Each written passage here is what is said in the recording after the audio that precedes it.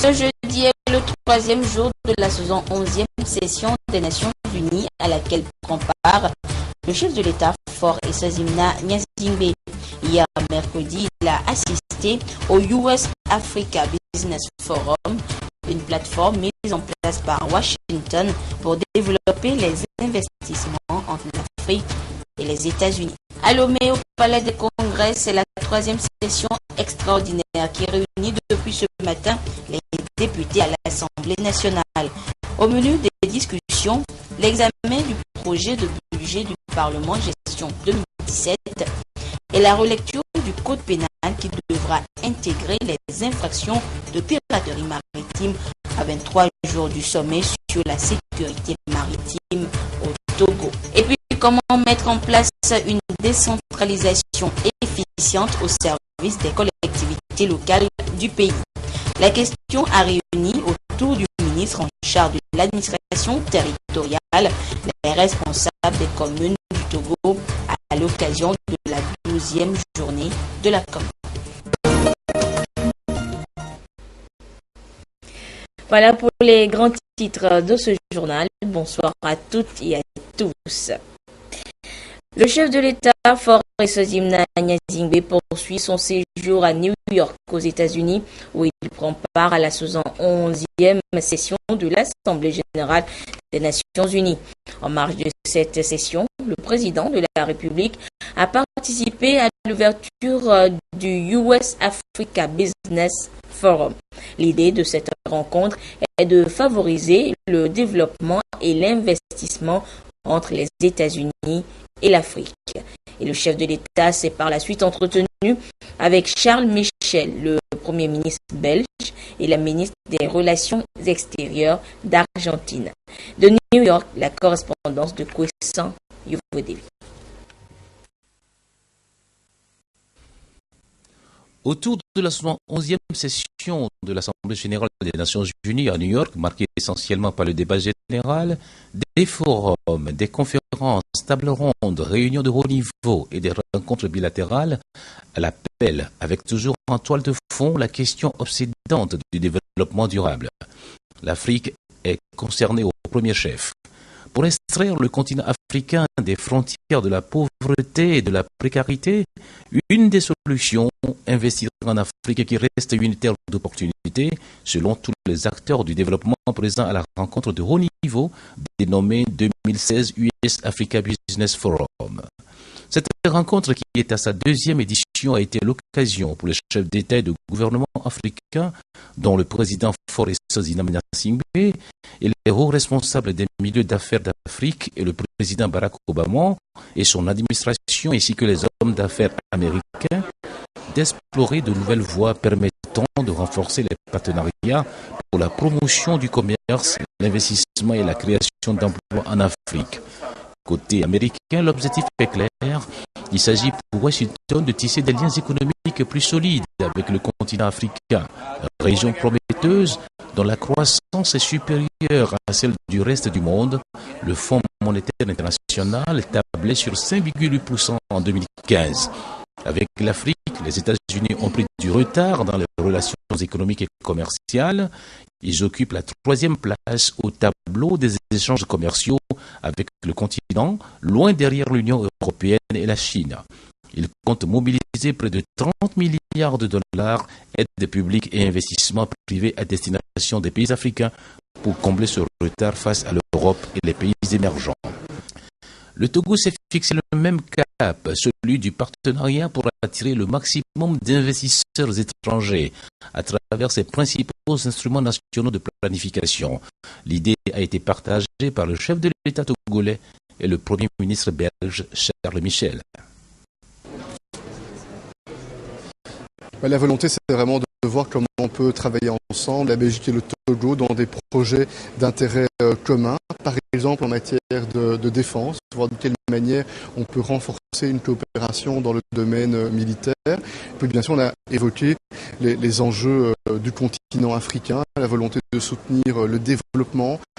Je sais que le président togolais accorde beaucoup d'importance importance à la capacité de renforcer la situation économique de son pays, d'améliorer les infrastructures, de donner une perspective notamment à la jeunesse de son pays. C'est un président qui est très dynamique, qui est très très engagé, et donc je me réjouis d'avoir encore une fois eu l'occasion de coopérer de manière la plus opérationnelle possible, la Belgique et le Togo. Nous voulons vraiment faire en sorte que l'on puisse soutenir des projets d'intérêt commun.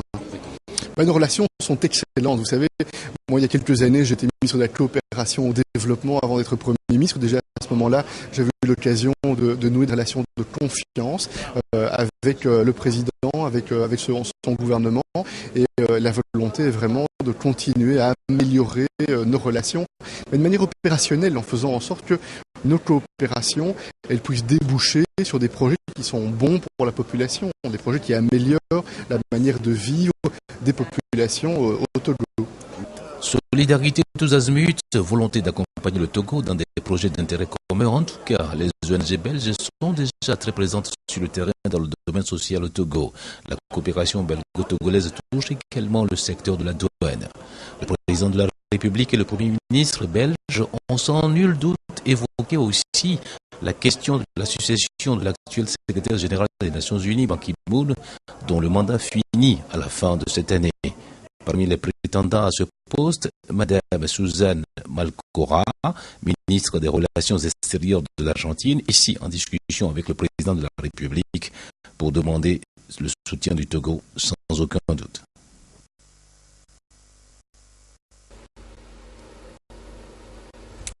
Nous reviendrons sur d'autres aspects de la participation du chef de l'État à la 71e session de l'Assemblée générale des Nations unies dans nos prochaines éditions.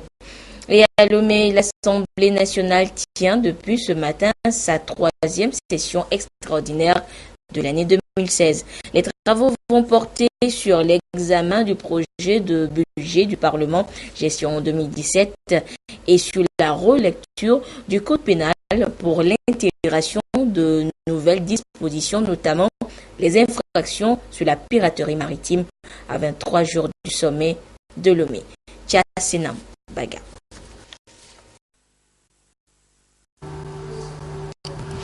Ce troisième rappel des députés à l'intercession est motivé par l'examen du budget de l'Assemblée nationale, gestion 2017 et la relecture du Code pénal.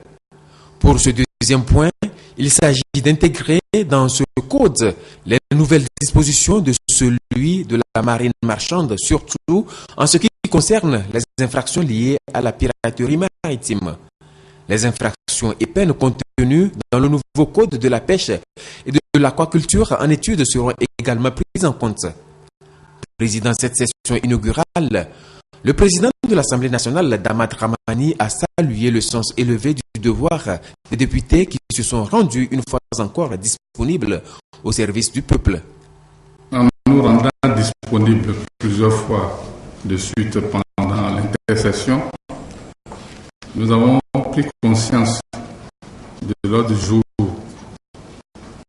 et de la pertinence des sujets inscrits par la conférence des présidents. Le principal point de l'ordre du jour de la présente session extraordinaire, c'est bien entendu l'examen et l'adoption du projet de budget de l'Assemblée nationale exercice 2017. Cette étude, somme toute interne à notre institution, constitue une longueur d'avance sur le calendrier de la session budgétaire qui s'ouvrira le 4 octobre 2016. En dehors du projet de budget de l'Assemblée nationale, nous aurons à examiner quelques autres projets de loi déposés par le gouvernement. En effet, le chef de l'État, conformément à l'article 67 de la Constitution, a demandé une relecture de la loi afin que les dispositions pénales figurant dans le code de la marine marchande soient intégrées dans le nouveau code pénal. La demande du président de la République nous conduit à la relecture non seulement des deux textes, mais également à une étude conséquente du projet de loi portant code de la pêche et de l'aquaculture au Togo. Cette troisième session extraordinaire se tient à quelques jours de la deuxième session ordinaire, encore appelée session budgétaire, prévue pour le 4 octobre prochain.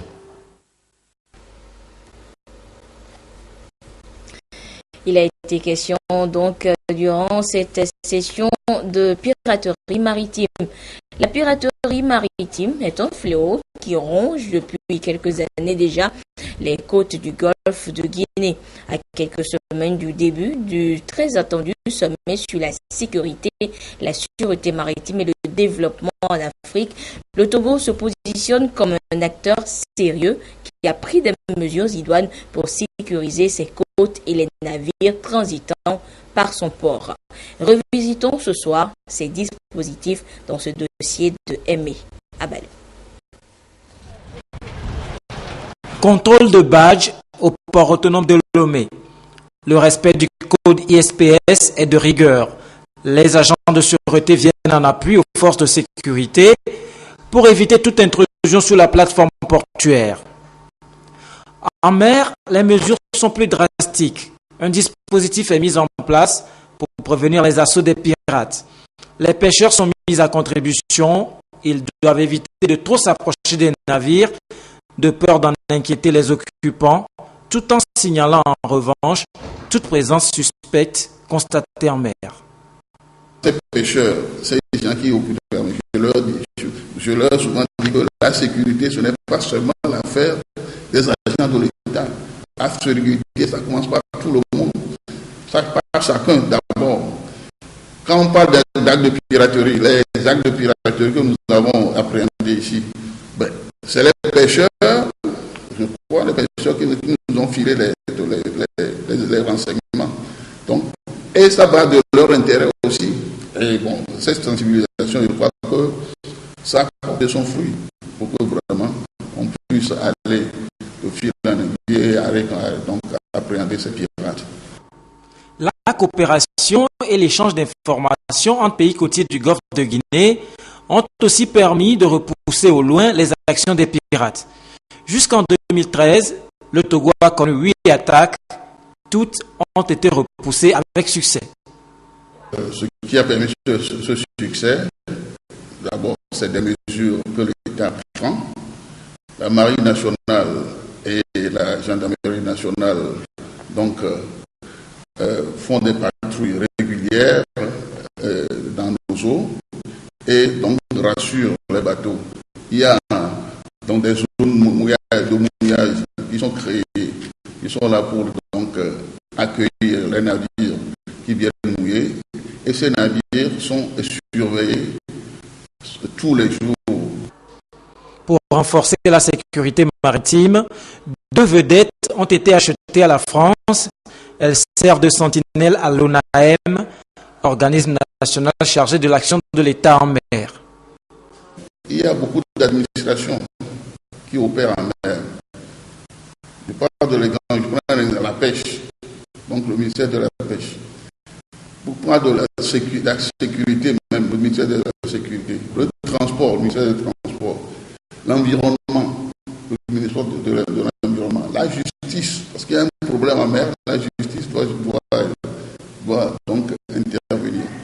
Les affaires étrangères, les bateaux que nous avons, ce n'est pas que des bateaux togolais, il y a beaucoup de bateaux étrangers, ainsi de suite.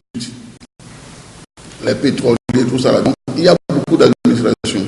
Quand nous faisons les exercices ici, ou bien quand nous gérons les crises ici, nous nous rendons compte qu'il y a une vingtaine d'administrations donc, qui sont concernées par le problème de la mer.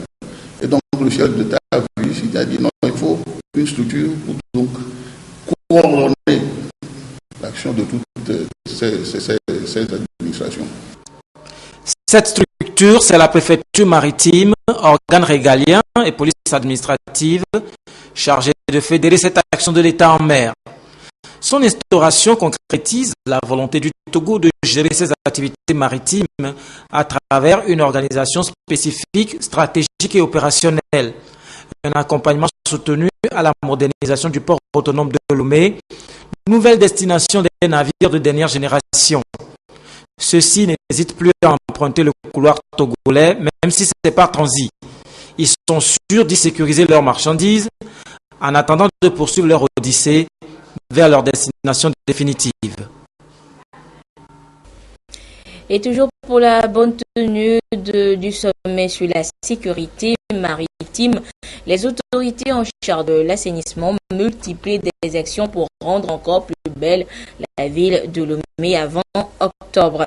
Hier, elles ont procédé au dégagement des véhicules mis en vente le long de la voie de contournement de Kégué à Lomé, aussi bien que tout autre objet encombrant le trottoir. Le compte rendu avec Marceline Tchakpala et Nathalie Panégué.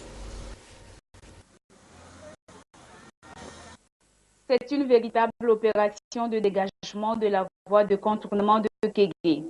Sur près d'1 kilomètre, les remorques et les catapillars ont enlevé voitures d'occasion, sable, briques de ciment et autres objets qui encombrent la voie. C'est la préfecture du Golfe, la mairie de Lomé et l'ANASAP qui sont engagés dans cette opération. Dans le cadre du sommet qui est en vue au Togo, des soucis de l'État sont à pied d'œuvre pour rendre la ville très jolie. Nous avons mis sur le terrain beaucoup d'équipes qui aménagent les voies publiques. Tous ceux qui sont à Lomé doivent s'investir davantage pour rendre les quartiers très propres avant ce grand sommet. Et surtout, ceux qui abandonnent leurs véhicules le long des voies publiques ont le devoir de les enlever rapidement. La rue n'est pas un marché. Les trottoirs ne sont pas des marchés. Nous ne devons pas occuper les trottoirs et empêcher les gens de circuler librement. Ces véhicules d'occasion enlevés sont déposés sur le site aménagé provisoirement à Kégué derrière le stade. Les propriétaires pourront les retirer après une amende payée au trésor public. Autre actualité ce jeudi pour la 12e journée de la commune du Togo. Les responsables de ces communes et le ministre en charge de l'administration territoriale se sont retrouvés pour échanger sur un épineux sujet. Comment mettre en place une décentralisation efficiente au service des collectivités locales du pays? Les réponses avec le compte rendu de cette rencontre avec Pokomo Poyodi. Encore un moment solennel de rencontre, d'échange et de partage entre les collectivités locales togolaises en vue d'une meilleure canalisation des actions en faveur d'un développement économique communal harmonieux. La journée de la commune est aujourd'hui à sa 12e édition, occasion pour les acteurs d'œuvrer à renforcer leur synergie dans le seul souci de rechercher et de réaliser une décentralisation au service de l'épanouissement des populations. L'Union des communes du Togo est toujours à pied d'œuvre pour l'atteinte des objectifs. Elle s'appuie sur le partenariat public-privé. Nous sommes tout heureux d'avoir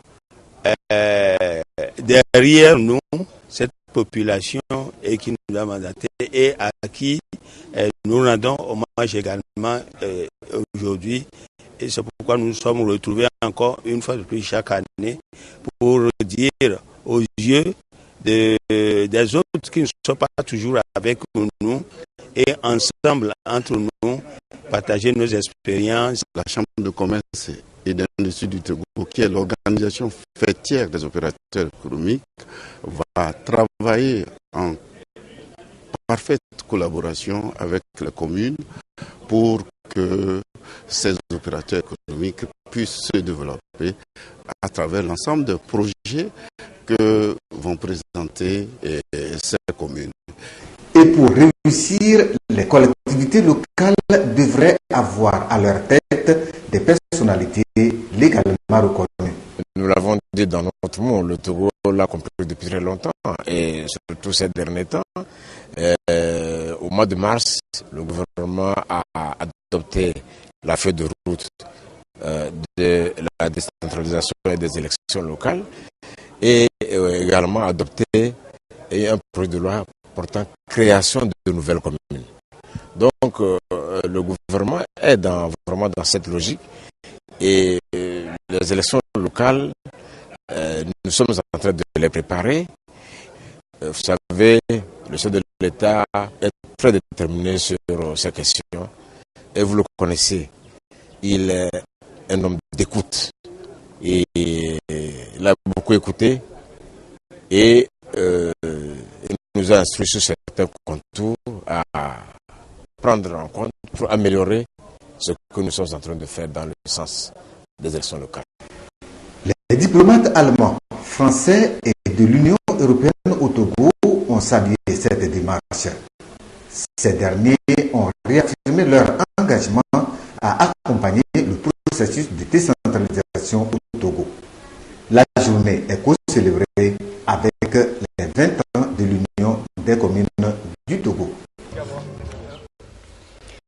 42 plateformes multifonctionnelles sont installées dans la région de Savane par le programme d'appui au développement à la base PRADEB. Des infrastructures du gouvernement pour contribuer à lutter contre la précarité dans notre pays. Un congrès des exploitants de ces plateformes a été organisé pour leur permettre d'échanger leurs expériences sur les exploitations et la gestion pour plus de rendement. Et le congrès de 3 jours a été ouvert à Dapan par la ministre en charge du développement à la base, Victoire Tomiga Dogbe.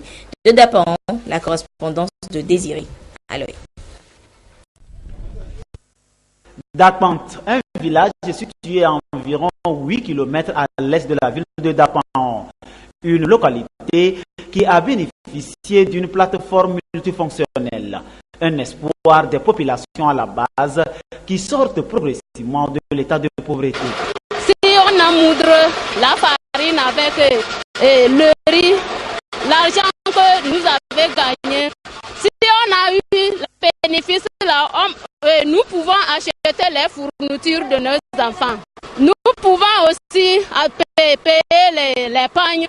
On a bénéficié sur le PRADEB. Et on a prêté l'argent, on a semé le soja. Avec la recette maintenant, on a ouvert compte à la COPEC avec 340 000 francs. Avec cet argent maintenant, on gagne des bénéfices pour s'occuper de nos enfants.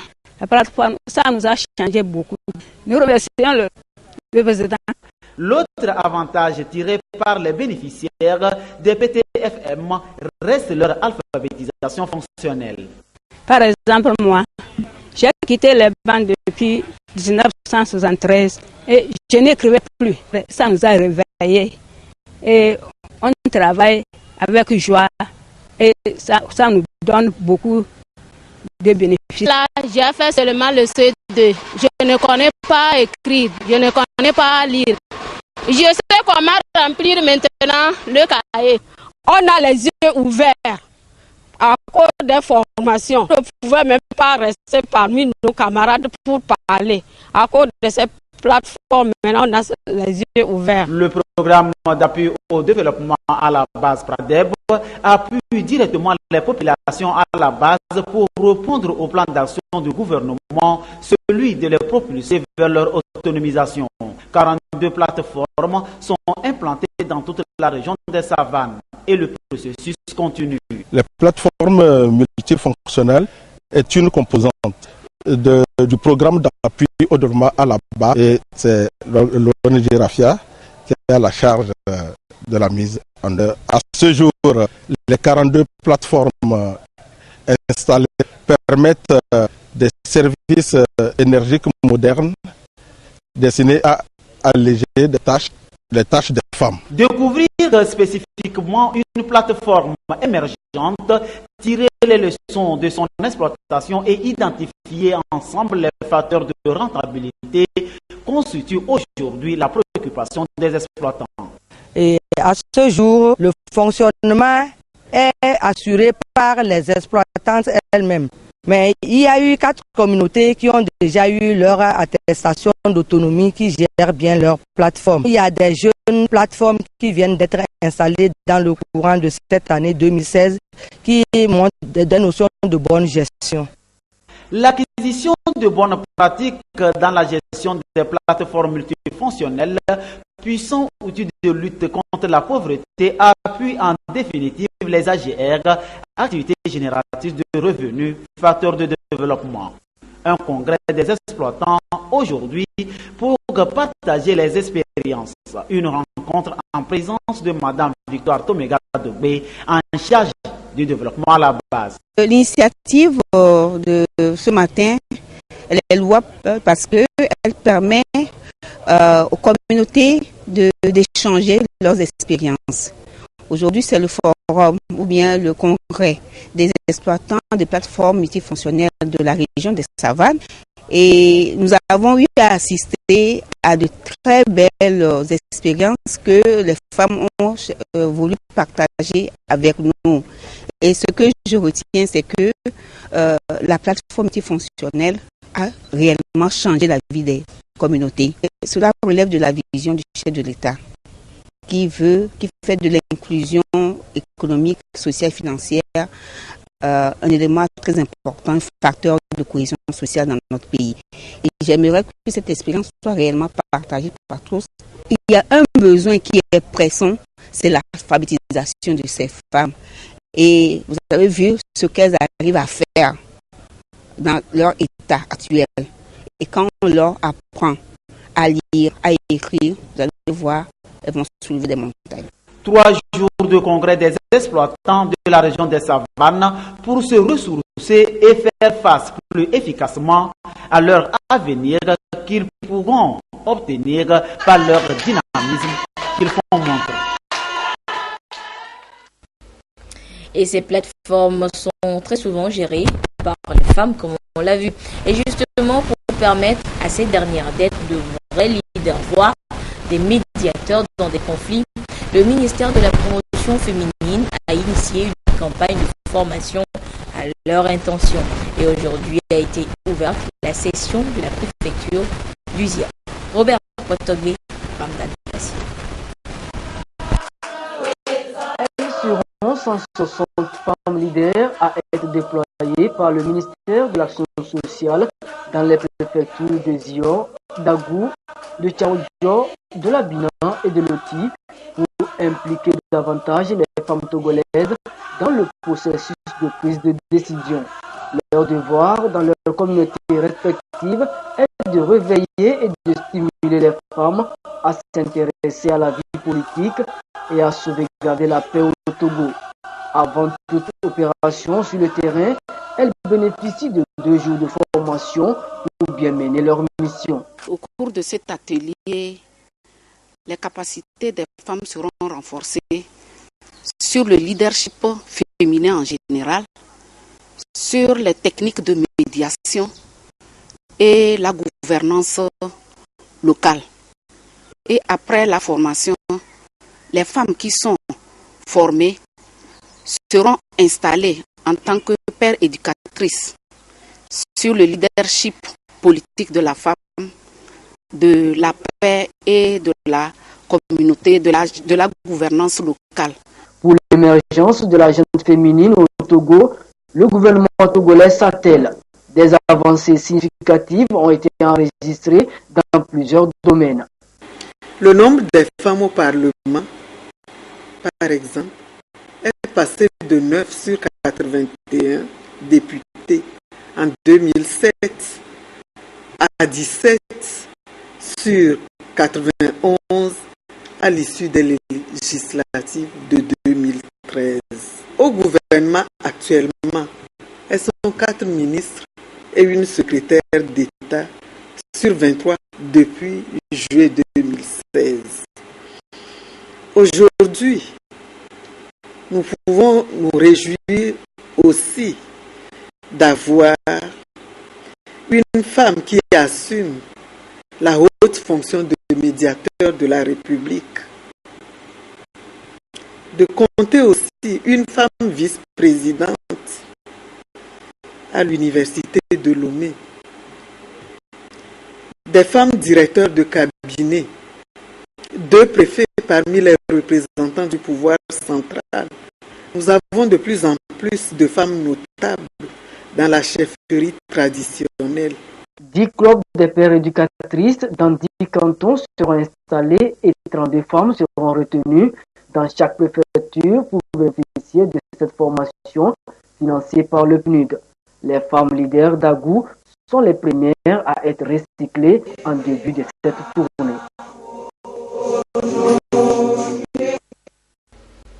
Direction maintenant la BCEAO où s'est tenue la 3e session du Conseil national du crédit du Togo pour le compte du premier semestre de cette année. Il était question pour les membres de ce conseil d'analyser la situation macroéconomique et financière des 6 mois passés et les perspectives pour renforcer les acquis économiques afin d'aboutir à une fin d'année mieux dans notre pays. Le compte rendu avec Luc Assis et Charlotte Monsimer. Les performances économiques enregistrées par le Togo pour le compte du premier semestre de cette année sont nettement en hausse. Elles présentent une croissance de l'ordre de 5,4% portée par tous les secteurs d'activité. Sur la même période, le taux d'inflation demeure faible et s'établit à 1,3% en liaison avec la prévision d'une bonne campagne agricole. Le déficit budgétaire s'est aussi amélioré, une résultante de l'accroissement des recettes avec les bonnes performances de l'Office togolais des recettes OTR. C'est ce qui ressort de cette 3e session du Conseil national du crédit du Togo au titre de l'année 2016 pour le compte du premier semestre. Ce conseil a été l'occasion pour nous d'examiner la situation des indicateurs macroéconomiques et de la situation du secteur bancaire et financier au Togo. Alors, au plan des indicateurs macroéconomiques, le Conseil a noté avec satisfaction qu'une hausse de l'activité économique, le taux de croissance est attendu à 5,4%. Au plan du secteur bancaire et financier, il y a un élargissement du réseau bancaire. Le nombre d'agences est passé de 216 à 229. Comparé à la moyenne de la sous-région, les taux débiteurs ressortent en moyenne à 8,20%, contre 6,5% pour la moyenne de la sous-région. Et donc, le Conseil a demandé à la BCEAO de travailler avec les banques pour trouver les mécanismes qui puissent conduire à une atténuation des risques et donc à une atténuation du coût du crédit. S'agissant du taux de financement de l'économie nationale, mesuré par le crédit sur le PIB, il est établi à 33%. Le Conseil a également relevé la contribution du secteur bancaire et des institutions de microfinance. Ces dernières possèdent aujourd'hui 468 points de service pour une clientèle estimée à 1 935 000. Leurs crédits et dépôts ont cru de 6% et 17% à 12% dans les deux cas. La séance a été présidée par le nouveau ministre de l'économie et des finances, Sani Yaya.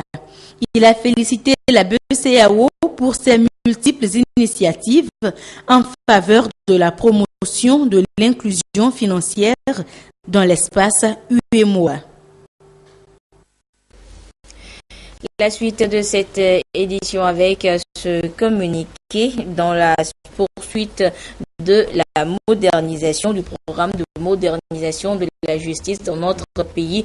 Le garde des Sceaux, ministre de la Justice, porte à la connaissance du public que la prison civile de Kalimé, construite suivant les standards internationaux avec l'appui financier de l'Union européenne, vient d'être ouverte. Et depuis le 21 septembre 2016 ont été transférés dans cette prison civile de Kalimé les détenus de juridiction de Kévé, Agou, Daï et Kalimé, et ce jusqu'à nouvel ordre. Les détentions préventives comme en exécution de peine pour le compte de ces ressorts juridictionnels auront lieu dans ce nouvel établissement pénitentiaire.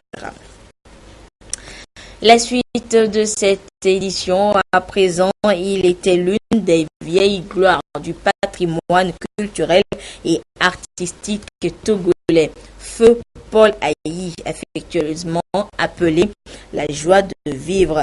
Il était l'auteur de plusieurs monuments nationaux, tableaux et plans. 6 ans après sa mort, l'artiste aux multiples talents a été une fois encore honoré lors d'une exposition à la résidence de l'Union européenne au Togo. Le compte rendu avec Augustin Kossi. Ils sont retrouvés au siège de l'Union européenne au Togo pour l'inauguration de la prestigieuse exposition dédiée à Paul Ayi, un des grands artistes togolais. Membre du gouvernement, artiste, corps diplomatique et consulaire, tous ont voulu rendre un hommage mérité à Paul Ayi 6 ans après sa mort. Et c'est le chef de la délégation de l'Union européenne au Togo, Nicolas Belanga, qui, le premier, a planté le décor en saluant le talent inaltérable que représentent les œuvres de l'artiste. La joie sincère d'être arrivé à regrouper tous ces éléments pour rendre hommage au génie de Paul Ayi se combine avec un cri de révolte sur l'oubli d'un artiste qui par soi-même mériterait une visite à Lomé.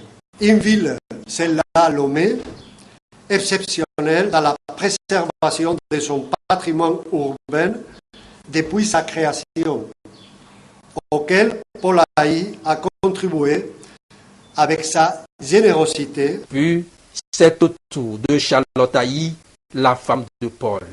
Pour elle, les œuvres de son mari défunt sont d'une dimension panafricaine.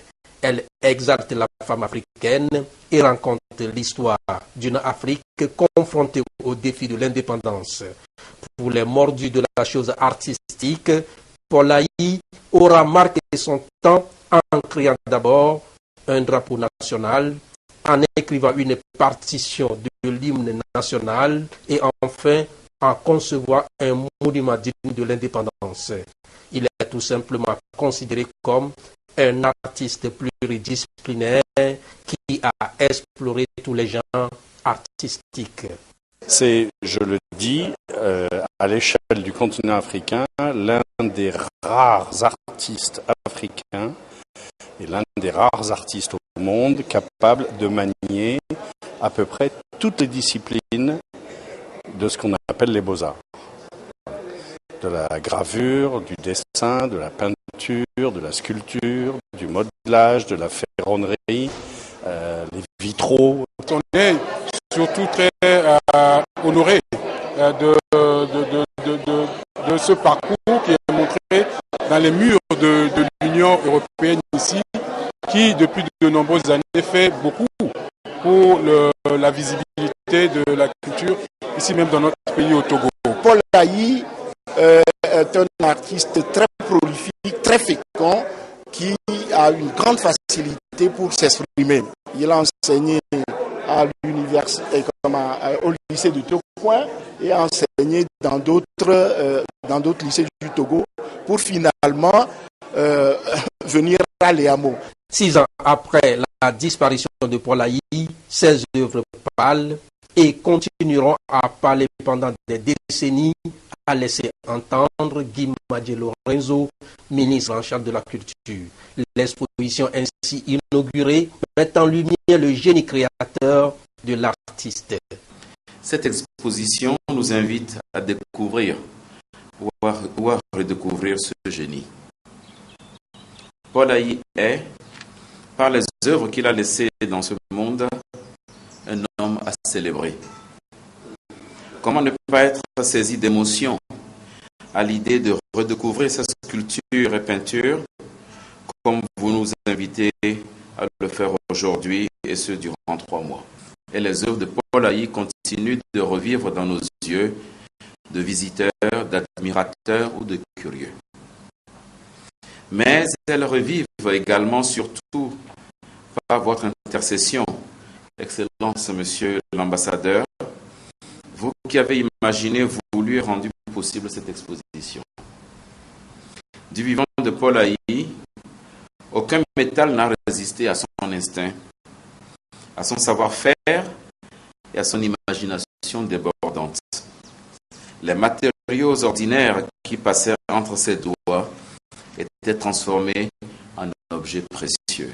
Ici, des plans, des cartes et une trentaine d'œuvres publiques sont exposées, et ce pour 3 mois. Des œuvres monumentales qui allient la puissance des volumes à la floraison des couleurs ou encore aux matières nobles. La construction d'une future fondation Paul Ayi au Togo est vivement attendue pour faire de ces créations un élément du patrimoine national. Nous sommes jeudi et nous ouvrons maintenant la page des sports et nous sommes comme toujours avec Claude Ama. Claude, bonsoir. Bonsoir Anita. Et nous débutons avec la 5e édition de la Coupe d'Afrique des Nations de Maracana qui s'est déroulée le week-end dernier à Ouagadougou au Burkina Faso. Le Togo, qui avait fait forte sensation lors des 4 précédentes éditions et détenteur du titre chez les vétérans, est carrément passé à côté de la plaque lors de cette 5e édition. Lamine Koko Konaté.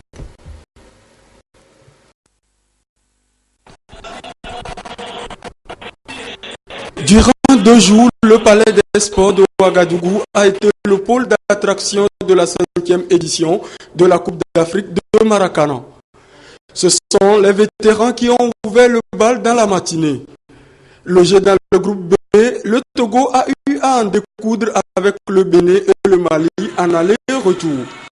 Après une première sortie infructueuse devant le Bénin envers 2-1 à l'épreuve des tirs au but, 2 partout à l'issue du temps réglementaire, les éperviers maracaniens se relancent en dominant le Mali 2-0. Pour la 3e rencontre, les Togolais retrouvent les Maliens qu'ils écartent cette fois-ci à l'épreuve des tirs au but 3-2, temps réglementaire 0 partout.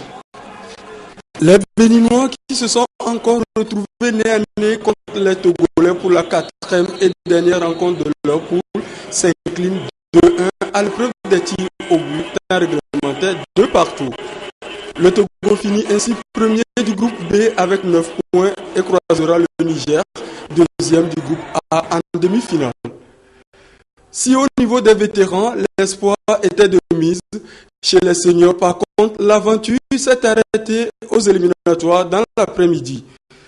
Les Togolais qui ont enregistré 3 victoires et une défaite face au Burkina Faso et au Niger en aller-retour dans le groupe A finissent malheureusement à la 3e place avec 5 points synonymes d'élimination.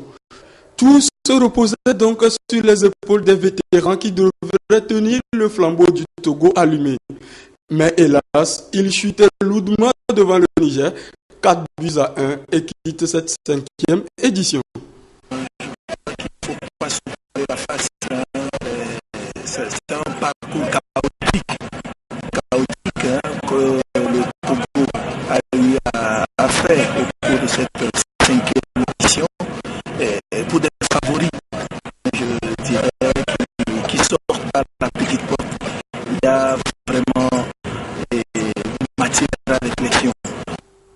Le Togo est donc rentré bredouille de cette CAN de Maracana qui a eu lieu les 17 et 18 septembre dernier à Ouagadougou, au Burkina Faso.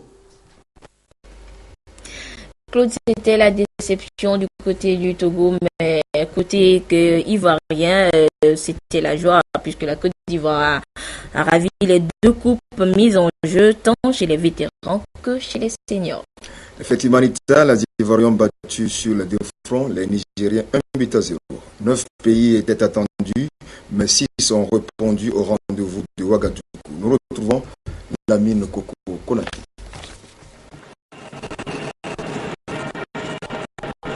Sur les 9 pays initialement prévus, 3 n'ont pas pu faire le déplacement de Ouagadougou. Il s'agit du Cameroun, du Gabon et des îles Comores, laissant place aux 6 habituels, le Burkina Faso, pays hôte, le Bénin, le Mali, le Niger, la Côte d'Ivoire et le Togo. 30 matchs ont été disputés dans les 2 catégories, avec 73 buts marqués. La Côte d'Ivoire a réalisé le doublé vétéran senior aux dépens du Niger. Les regards seront tournés vers Bamako, la capitale du Mali, pour la 6e édition en 2017.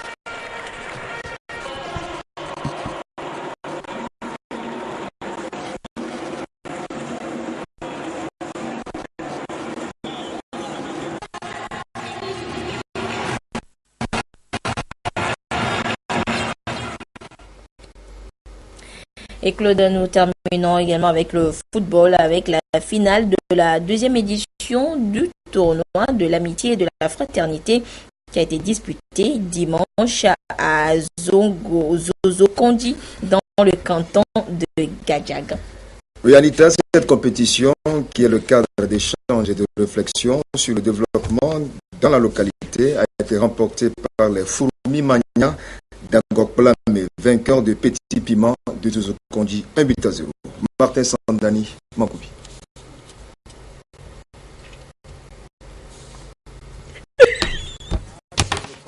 Vêtu de rouge.